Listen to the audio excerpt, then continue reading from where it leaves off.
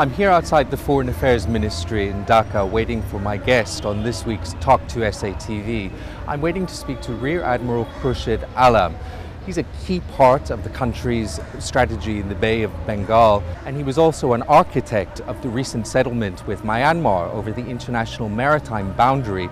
I'll be talking to him about that, as well as relations with India, which Bangladesh also has an outstanding maritime boundary dispute with, and I'll be asking him about the overall strategy in the Bay of Bengal, piracy, the growing emergence of China as a player in the region, and lots more on this week's Talk to SATV.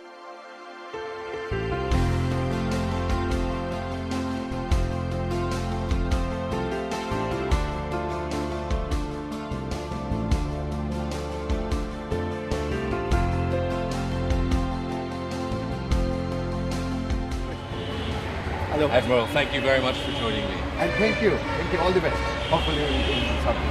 Great. Please. Thank you.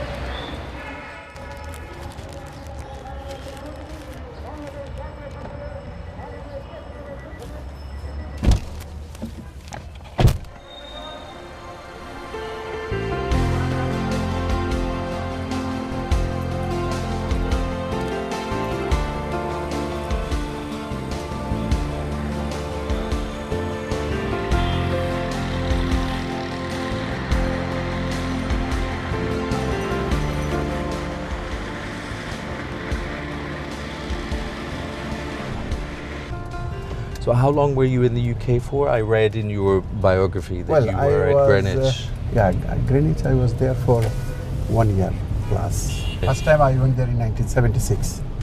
You remember we bought a ship. We bought a ship from UK Royal Navy in 1976.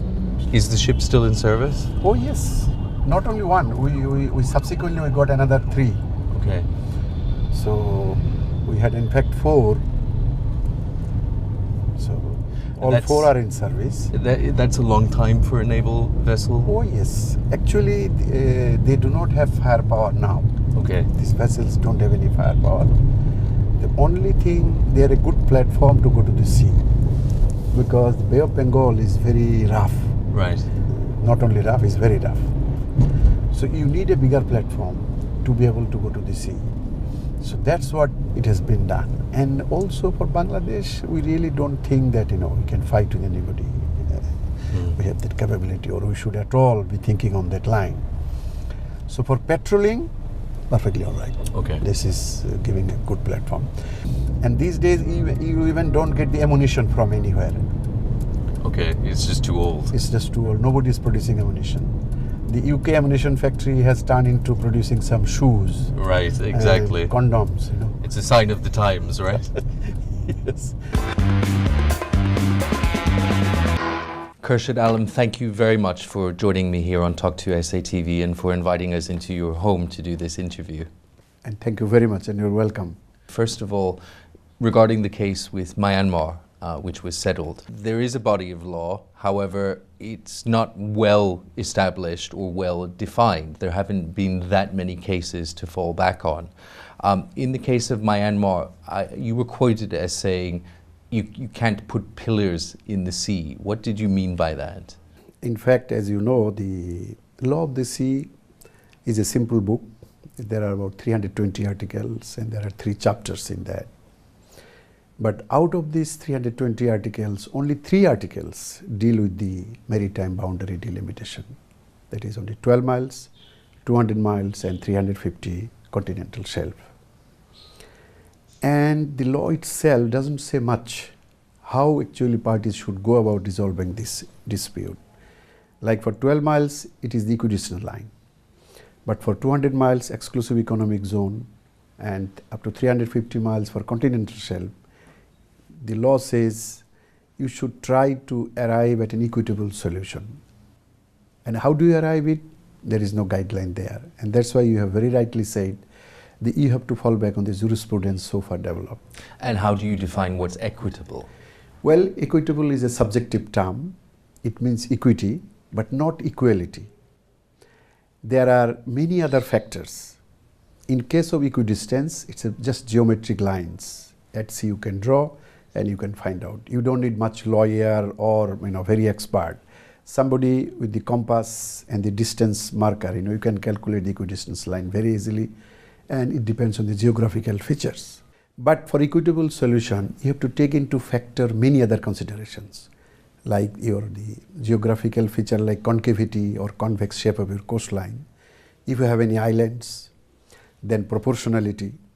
So that's why it is much more complex, because unless both parties agree on these special factors, you cannot arrive at an equitable solution. The International Tribunal for the Law of the Sea verdict, which was final, resolved this issue between Bangladesh and Myanmar. Were you satisfied with every aspect of the verdict?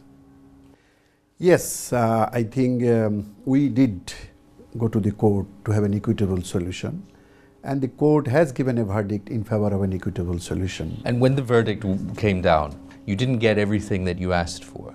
And yet, to listen to politicians here, they all claimed it as a great victory. Do you think that's an accurate assessment of the picture? Actually, from the Ministry of Foreign Affairs side, we have always maintained that we went to the court for an equitable solution, and we got an equitable solution. That's what is our official position.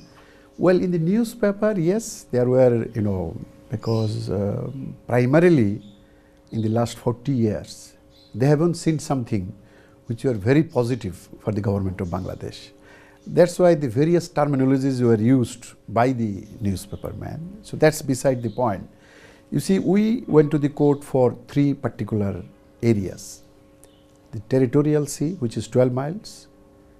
Well, we agreed with our opponents that this could be on the basis of equidistance line, because the law says so. And then we said to the court that 200 miles, it would be an equitable solution. And also 350 miles, that is continental shelf, should be an equitable solution. Now, to be very honest with you, we did ask for a bisector, because we found out that any other method, we cannot get the maximum what we want for. So we proposed to the court that we want for a bisector, which is 215 degree.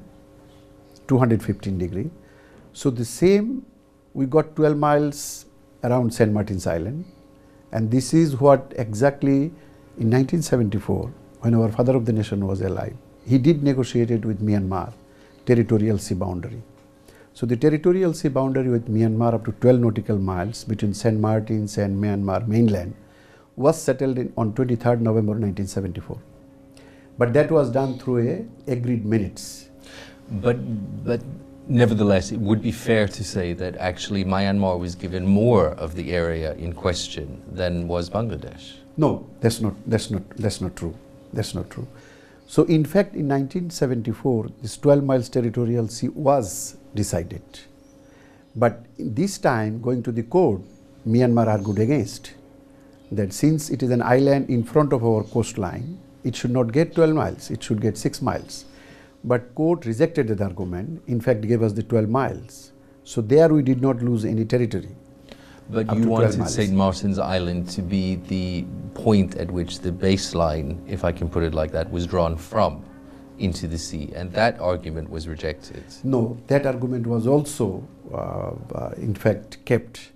The St. Martin's Island was given 12 miles, and where that 12 mile finishes, from that particular point, the line we asked for, 215 degree, it was given the same line. Yes, you might say one thing, that that line should have started from the from the point where the 12 mile finished. Right. But if you remember that in the jurisprudence so far, there is not a single case where a bisector could be transposed to a position. But we did it just to claim a little bit more than what we may get. So exactly the bisector from where we have drawn, we got the same bisector, but not from the transposed position. So in fact, the question of losing any area in that particular doesn't arise. We didn't. And we got up to 200 miles. After 200 miles, if you have seen the award, the Myanmar 200 miles came in. So that area was called a grey area. That means up to particular this 200 mile was given to us. Then there is a Myanmar territory. Then again could be our territory, continental shelves. But unless we get an access through the Myanmar waters, it was not possible for us to go to the continental shelf.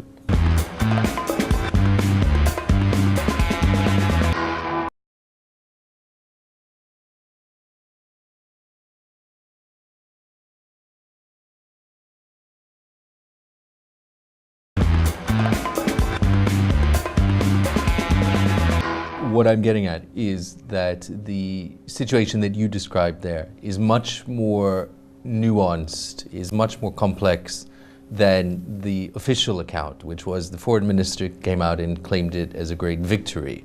But the reality of the situation is, like any international negotiation, is much more complex than that. You got some of what you wanted, you didn't get some of what you wanted, and the picture is much more mixed. To be very honest with you, the foreign ministry, never came up with this great victory announcement. In fact, the honorable foreign minister on the day of the award congratulated both government of Bangladesh and Myanmar for the equitable sharing of the Bay of Bengal. No, if you read the arguments of both sides, yes, we lost on arguments, but not on the area. But some of the blocks, the offshore blocks where oil and gas resources are, that were in question, were awarded to Myanmar, that Bangladesh had wanted to be awarded to it. And so in that sense, actually, you could say that the country, you can say lost, or you can say didn't get everything that it asked for, depending on which way you want to put it. But the point is, you didn't get all of the blocks offshore that you actually wanted. No, we didn't ask all the blocks. When we did draw this equidistance, the equitable line of 215 degree, we knew exactly that the blocks we draw before drawing the maritime boundary will not be with us. So we didn't claim those blocks at all. By the way, I must tell you one thing, that when we awarded these blocks for the third round bidding, we never drew the maritime boundary. So we just did it on a claimed area. As a result, the moment we announced this award of blocks, out of 28 blocks, 17 were claimed by Myanmar and 10 were claimed by India. So that left us only one block. And in fact, that one block we actually handed over to ConocoPhillips and signed the contract. But not only that, out of the 17 blocks, Myanmar also declared 8 blocks on top of our blocks. So that means those were a disputed block. And out of these disputed 17 blocks, when we drew the 215 degree equitable line, we knew that some of the blocks we simply can't claim based on law. That's not possible. But at the end of the day of the award, even if you now calculate, you will see that out of Myanmar 8 blocks, they have lost 4 blocks. And out of our 17 blocks, we have lost 5 blocks. So it's not one way, that only Bangladesh lost. They also lost in that way. But that's the point that Yes. I'm getting at, is that actually But it's those not possible blocks- to say that one side won and one side lost. Yeah, both but won those, some and lost others. The blocks we lost, we never claimed in the court.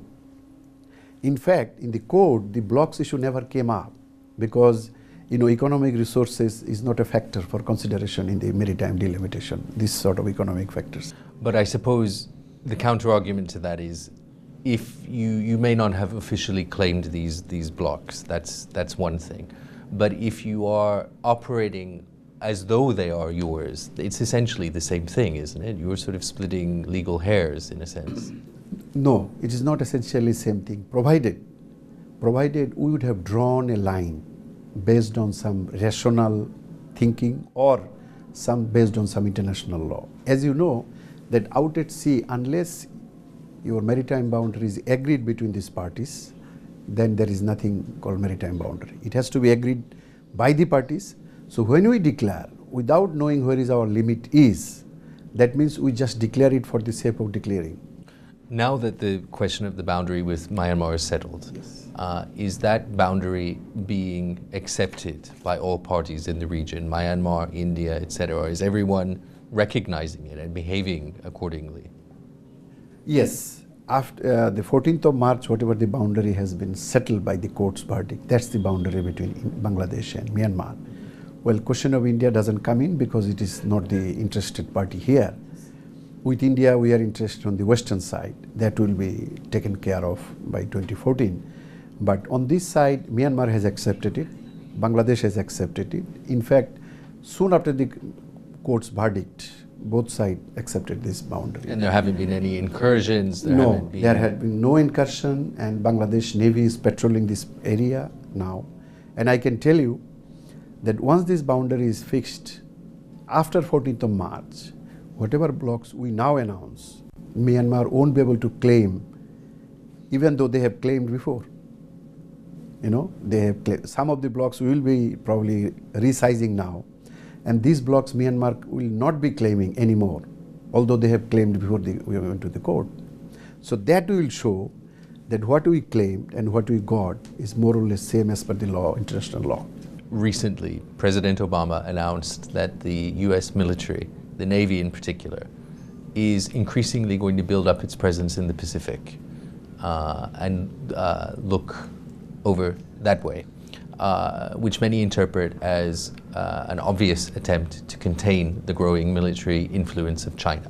As a military man, again, I mean, doesn't that leave Bangladesh rather surrounded by powers that all seem to have much more military resources at their disposal? Well, I don't think the Bangladesh government has a sort of very, sort of standard policy.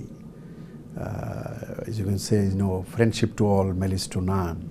That's what is the foreign ministry policy, and you might find out that we have so far gone along with that theory. So the basic policy of Bangladesh depends on this on this particular theme. That we can choose our friends from outside, but the neighbors can't be, they are there.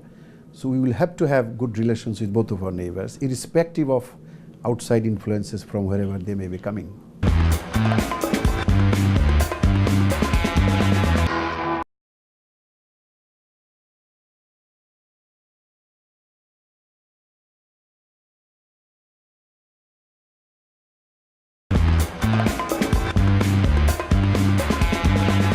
When you read military analysts, many of them talk about the possibility that in future, conflicts could be based on competing access for dwindling resources, water, oil, gas, etc.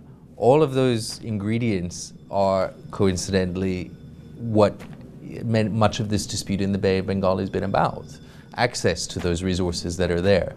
Do you think that there is a possibility of an actual conflict developing in future? Well, the conflict not in the sense of the defense forces, but the conflict of the resources could be always there, and access to the resources, what you said. Like, look at Bangladesh. We have got now sea up to more than 200 miles. That means right now, our boundary is extended up to almost 250 nautical miles. But if you take a ship, older generation ship, it moves very slowly. So to guard this huge area is very, very difficult. So the Bangladesh Navy has been given 2 maritime patrol aircraft. So these are only for resource protection. The government has given 2 maritime patrol aircraft. So what's going to happen? These will have a speed of 300 to 400 miles an hour. So quickly they can go over all these areas and see whether the resources are being exploited by other countries. If you recollect that in our two EZ, planes to monitor this entire Yes. area, Yeah. I'm sure you would agree, is inadequate to monitor something of that scale. So you can understand that in last 40 years we have been trying. We got 2 planes now. So that's not actually the development in the whatever you are talking. It is only the basic needs, because so far, if you recollect, that we have apprehended almost 250 Thai trawlers who used to come to our waters and take away our fish. So with this maritime patrol aircraft, we'll be able to pinpoint if there are any foreign trawlers coming into our waters, and then we can ask the naval ship to go and either apprehend them or drive them away, whatever is possible. So this is in fact a resource containment, not actually for the conflict in the sense, or sort of traditional conflict between the navies and others one would like to have. Just as we come to the end of the interview, I wanted to ask you, going back specifically to the Bay of Bengal, what is Bangladesh's vision for how the Bay of Bengal can be used? The Bangladesh government under the present leadership, they are thinking that we should have long-term energy security. How do you get the long-term energy security from the resources out in the Bay of Bengal? Then, previously our fishing boats are very small. Now we must go for bigger trawlers which can go and fish beyond 200 nautical miles, for which we didn't have the fishing trawlers. Then we must have a, probably the gas and oil sort of survey. We never had this survey. Probably we need to carry out that as well. And the other resources of the Bay of Bengal, we never know. Like in Bangladesh, you might have heard that there is no oceanography subject is being taught in any of our universities. We have 16 universities. So the government has initiated now from the Ministry of Foreign Affairs. We have taken the initiative. Dhaka University has started the oceanography course. So Chittagong Institute of Marine Science. So with that, we will know exactly that whether the polymetallic nodules, gas hydrates, which India is already exploiting, are there in the Bay of Bengal. And if there are, how can you utilize them for the greater benefit of the teeming millions of this country? And also, there are many other resources. The varieties of fish, there are 475 species of fish in the Bay of Bengal against the 250 we have on land. But all these fishes, in what quantity they are, we don't have. So we are also having a ship for the survey. The government is also establishing a National Oceanographic Research Institute in Cox's Bazar. So this will also come up, So with all this, I think Bangladesh is really looking for exploring and exploiting of the resources of the Bay of Bengal within the boundary which is given to us and which will be given to us by 2014.